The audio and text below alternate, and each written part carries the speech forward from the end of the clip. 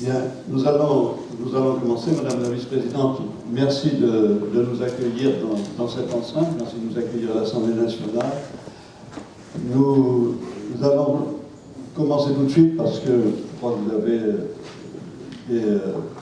des rendez-vous et on ne va pas vous retenir plus longtemps. Je vous laisse donc la parole immédiatement en vous renouvelant mes remerciements. Merci beaucoup. Alors, mesdames et messieurs, chers membres et habitués de la Fondafip, alors je vous remercie de m'avoir invité à ce colloque. C'est moi qui vous remercie et je suis tout à fait honorée d'être aujourd'hui devant un parterre d'experts en fiscalité. Car la fiscalité, comme vous le savez, c'est un territoire qui m'est particulièrement connu. Et d'ailleurs, ma seule casquette de technicienne de la fiscalité aurait pu me mener chez vous. Puisque ancienne de la DVNI, ancienne de la DLF, les problématiques d'impôt sur les sociétés et de sa territorialité ont été au cœur de mon activité professionnelle pendant plusieurs années, du côté d'administration, mais aussi par la suite dans un champ beaucoup plus politique en cabinet ministériel, et puis maintenant, aujourd'hui, au sein de la Commission des finances, dont je suis la vice-présidente.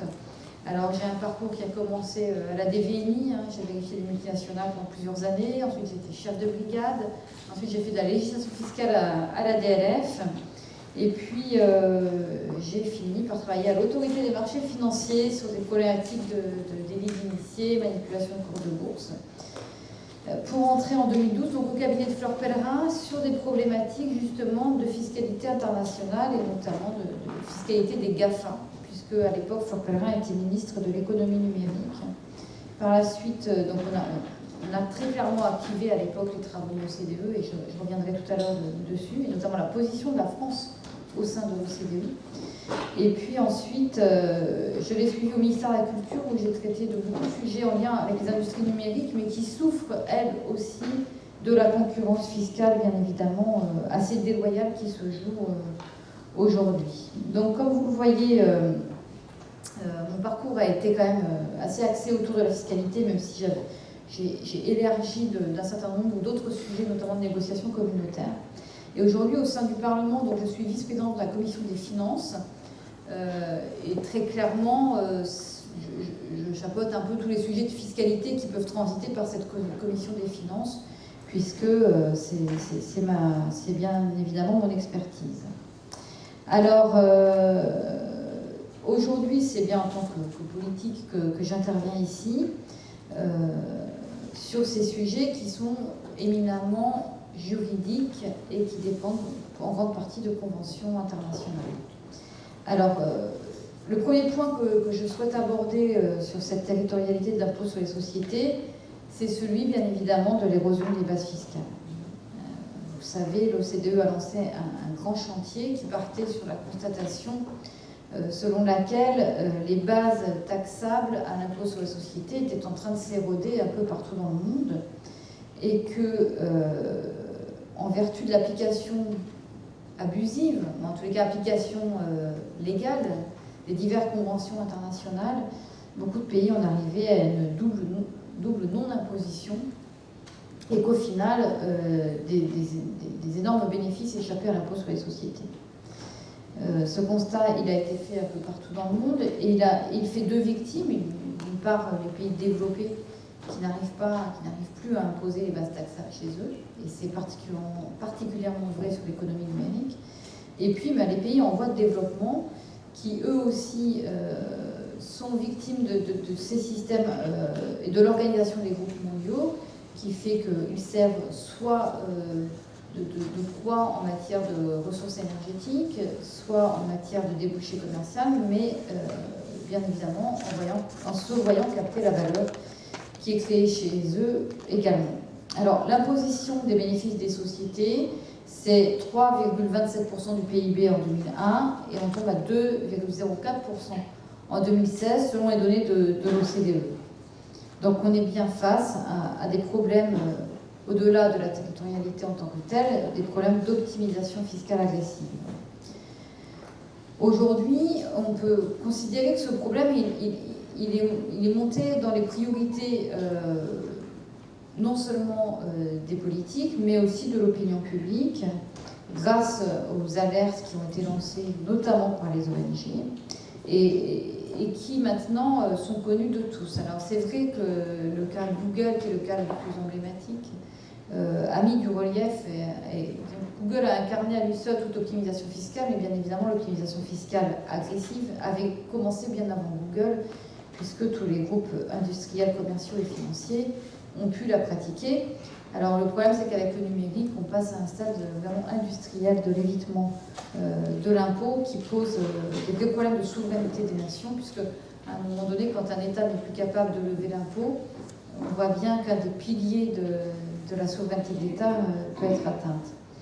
Donc l'OCDE s'est saisie de ce sujet, la Commission européenne s'en est aussi saisie, et bien évidemment, les critiques en filigrane des pratiques dommageables massives des États tunnels dans ces rapports, dans ces derniers rapports, donc à l'Union européenne, marquent, il me semble, la fin d'une certaine torpeur européenne. Alors c'est vrai que ce n'était pas un sujet évident pour l'Union européenne de se lancer dans ces sujets d'impôt sur les sociétés, car à vrai dire, on a très peu de directives qui traitent de l'impôt sur les sociétés. L'impôt sur les sociétés n'est pas un impôt européen, les systèmes de contrôle ne sont pas européens non plus.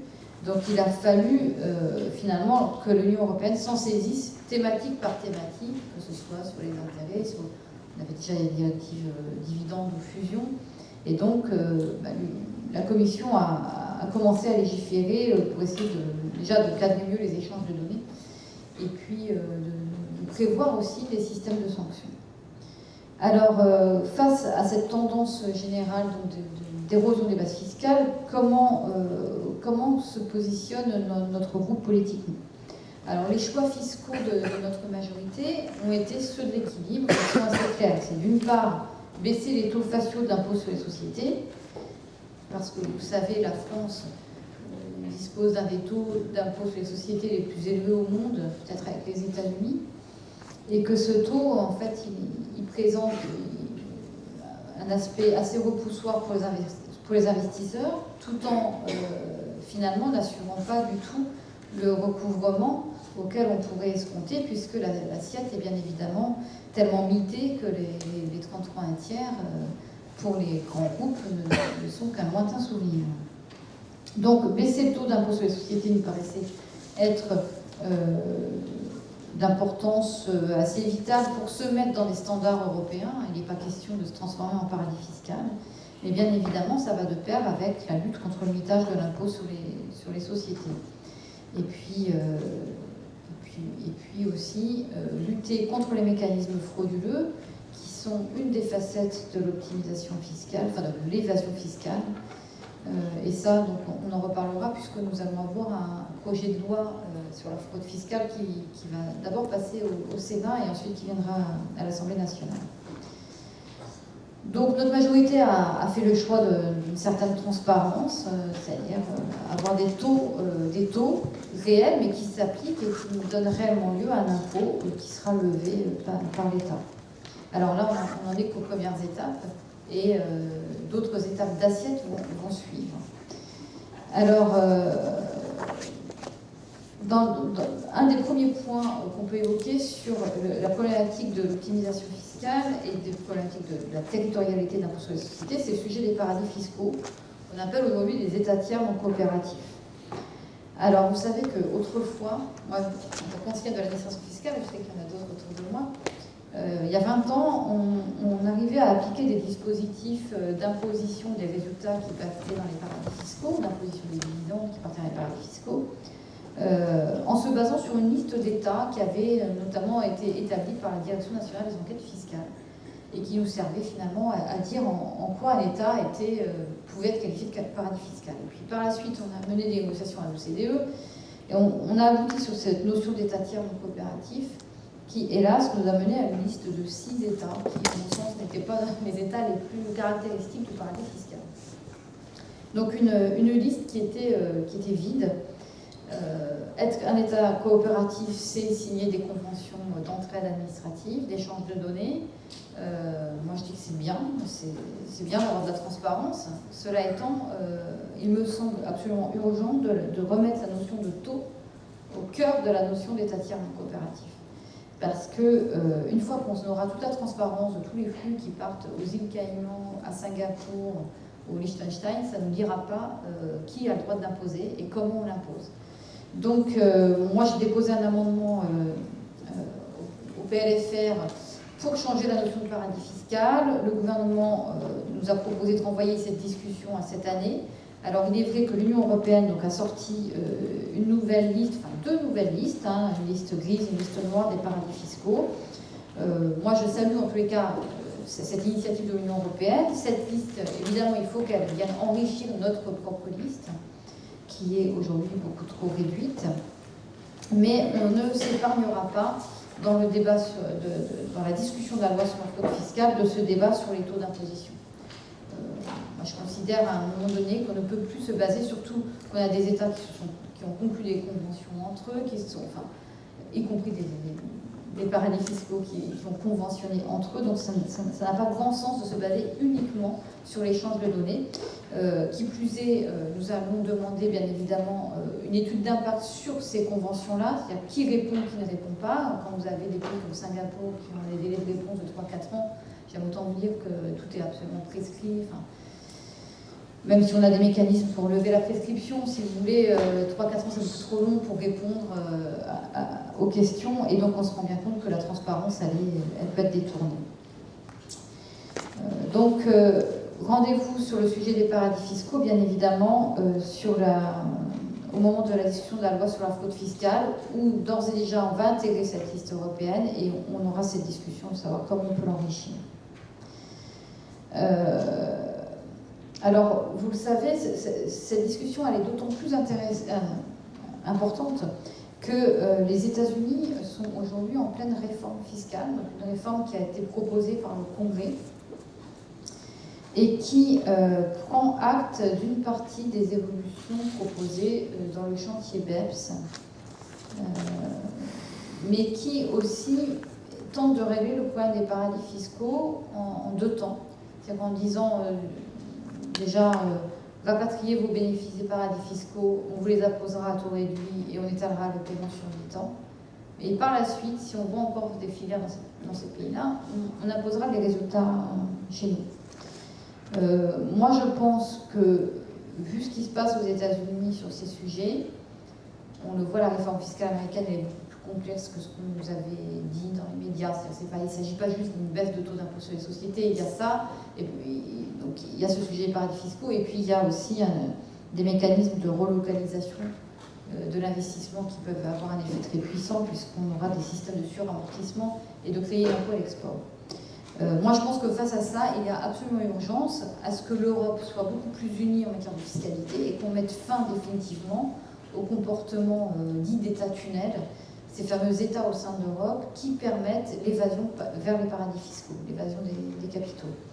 Et donc, on les connaît tous, hein, c'est l'Irlande, les Pays-Bas, le Luxembourg en premier lieu. Ces pays, moi, je considère qu'aujourd'hui, ils mettent l'Europe en danger, ils mettent nos systèmes fiscaux en danger. Et je pense que les États-Unis auront là toute légitimité à siphonner des résultats qui devraient être imposés en Europe à cause de ces États-là. Donc, de toutes les manières, ces États nous portent préjudice depuis des dizaines d'années, je pense qu'on peut le dire. Aujourd'hui, vous avez Madame Vestager qui tente de rééquilibrer, de faire de la justice fiscale, de l'équité fiscale via le droit de la concurrence. On l'a vu sur le dossier Apple. Là, on le voit, il y a un sujet sur Engie, sur des mécanismes de prêt, intra-groupe. Moi, je considère, bon, elle est courageuse et elle fait des choses de manière assez ferme, mais je considère quand même qu'il est beaucoup plus simple de faire de la fiscalité avec des outils fiscaux et pas avec des outils du droit de la concurrence. Je pense que c'est extrêmement dangereux à terme de traiter les sujets fiscaux par le droit de la concurrence. Donc, on a là une urgence à remettre aussi certains États européens à niveau, parce que je pense qu'ils nous mettent tous collectivement en danger. D'ailleurs, on nous porte déjà préjudice, hein, parce que quand on voit les dizaines de milliards de recettes fiscales qui sont perdues dans tous les pays d'Europe, quand on voit le sous-investissement dans certaines régions déshéritées de l'Europe, on peut mettre en balance ça avec la montée des extrémismes. Moi, je considère que dans certaines régions, notamment les circonscriptions dont moi je suis issue, on a un sous-investissement en matière d'équipements routiers, sociaux, etc., culturels, on peut comprendre aussi que des populations qui se sentent complètement exclues des politiques publiques, finalement, se réfugient dans les votes extrêmes. Donc l'optimisation fiscale et l'évitement des bases fiscales a des conséquences que je considère comme très graves. Alors, comme je vous l'ai dit, on a décidé donc de baisser le taux d'impôt sur les sociétés et on va continuer à œuvrer dans les instances internationales pour revoir les sujets d'optimisation fiscale. Et dans notre système franco-français, il est prévu une révision de l'intégration fiscale, déjà pour tenir compte d'un certain nombre de jurisprudences de la Cour de justice de l'Union européenne qui sont tombées. Et donc je pense qu'il y avait aussi nécessité à toiletter l'intégration fiscale. Il y a peut-être des choses qui sont dans les rescrits qu'il faudrait mettre dans la loi. Au contraire, il y a peut-être des rescrits qu'il faudrait remettre en cause. En tous les cas, la DLF est en train de faire une revue de ça. Pour l'instant, nous, au Parlement, on n'a pas la vision de ce qu'ils vont nous proposer. Mais je pense que ça aussi, c'est intéressant parce que dans l'intégration fiscale, on a quand même eu des déviances au fil du temps. Il y a des déviances qui ont pu être actées dans certains rescrits au début des années 2000. C'est peut-être le moment de les remettre en cause. Donc l'intégration fiscale, ça va être un sujet intéressant en termes de base. Mais dans les sujets de territorialité, il me semble qu'un des gros sujets qu'il faut absolument qu'on traite, c'est celui des régimes mère-fille. Le régime mère-fille, donc il est très pratique, ça permet donc à un même produit de ne pas être imposé là où le résultat a été réalisé, puis dans les diverses holdings où il est distribué. Cela étant, pour les dividendes qui proviennent d'États hors Union européenne, on aboutit parfois à des aberrations avec des résultats qui ont quasiment subi une imposition nulle, peut-être de l'ordre de 1000% dans certains pays asiatiques, parce que, par exemple, la propriété intellectuelle n'y est pas taxée, que l'impôt sur les sociétés est lui-même à 15%. On peut atteindre des taux d'imposition de l'ordre de 8-10%, et pour autant, le dividende il est déduit dans un résultat taxable à 33%. On voit bien là, moi ce que j'avais appelé à l'époque où j'avais travaillé à la campagne d'Arnaud Montebourg, j'avais appelé ça la prime à la délocalisation. C'est-à-dire que non seulement vous délocalisez, non seulement vous faites subir à l'industrie française une décroissance, vous allez produire à l'étranger, et en plus l'État vous rembourse de l'indu, puisqu'on vous rembourse plus que ce que vous avez payé en impôts.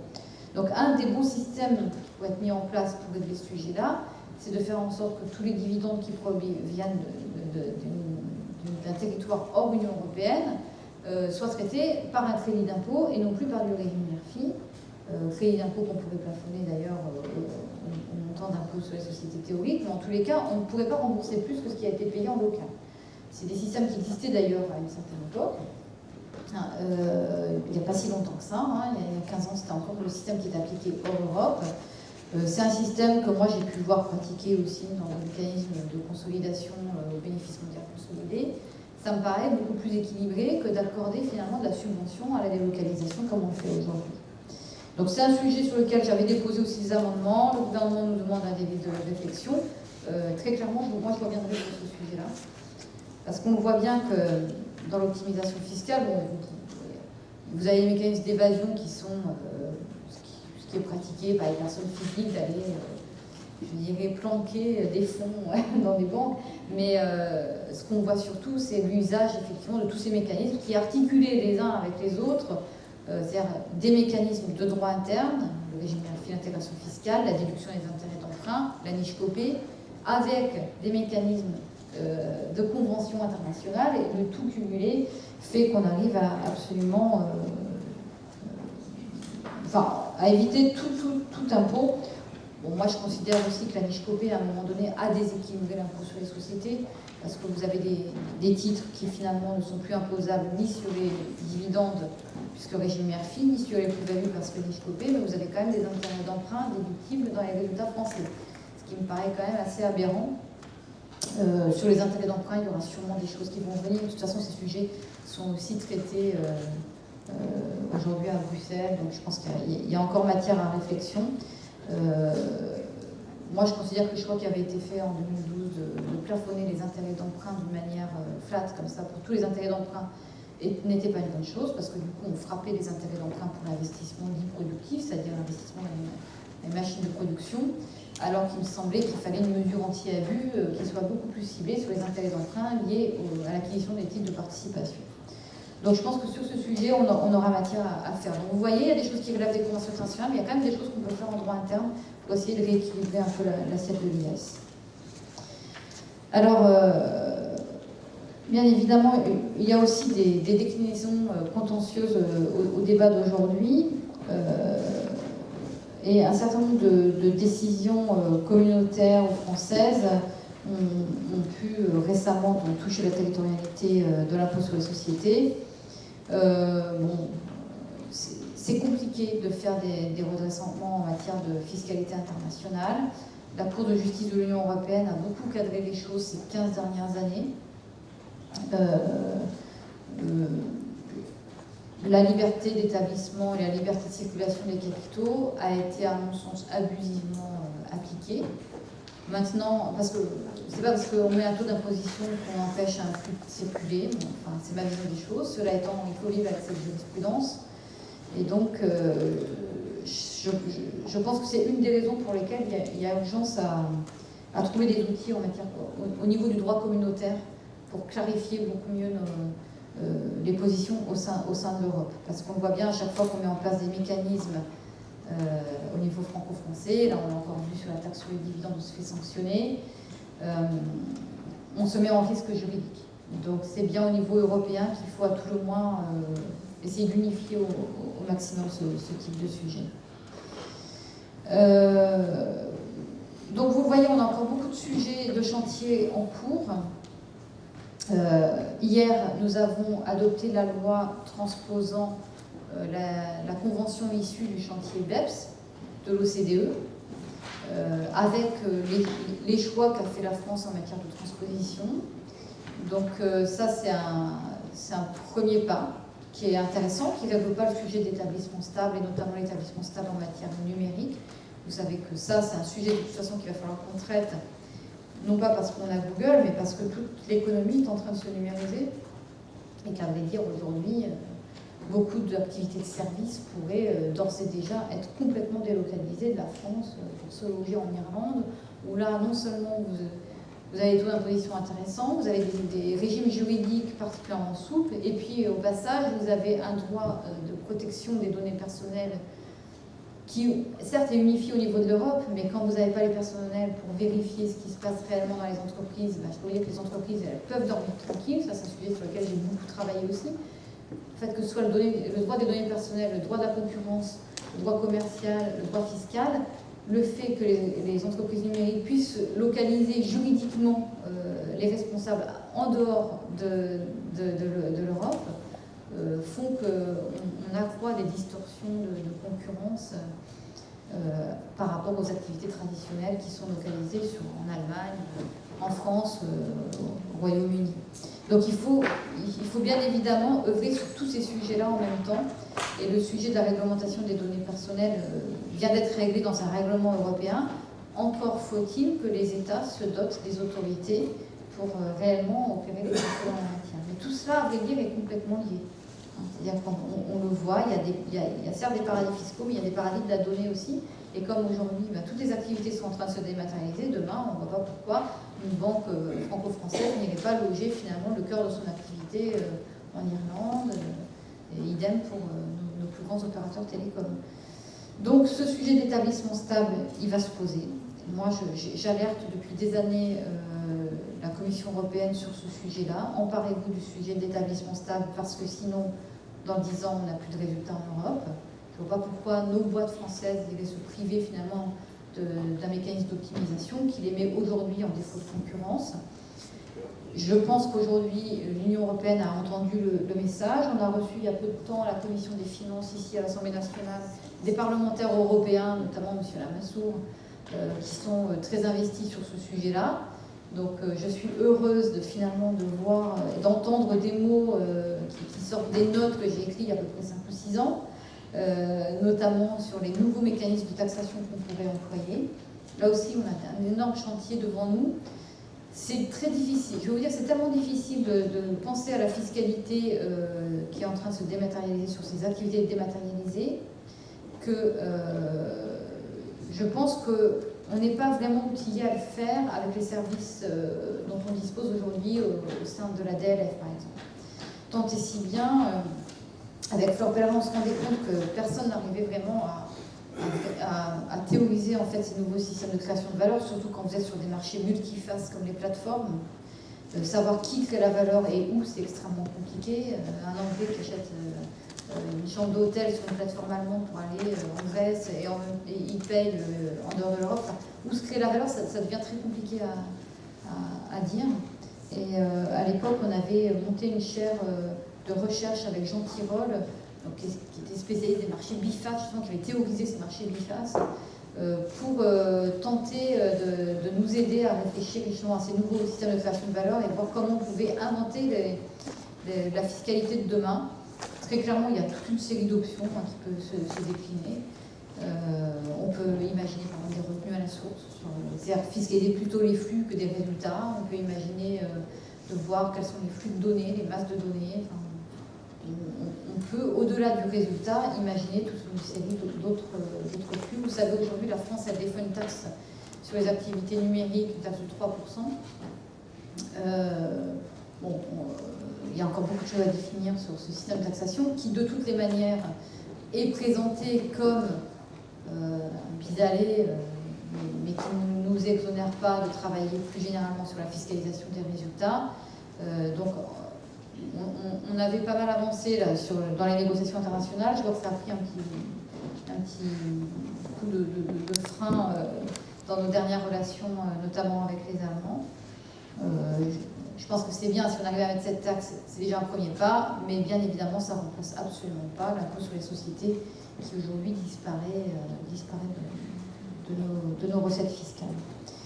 Donc voilà pour vous tracer à grands traits en fait, les enjeux qui se passent aujourd'hui sur la territorialité de l'IS.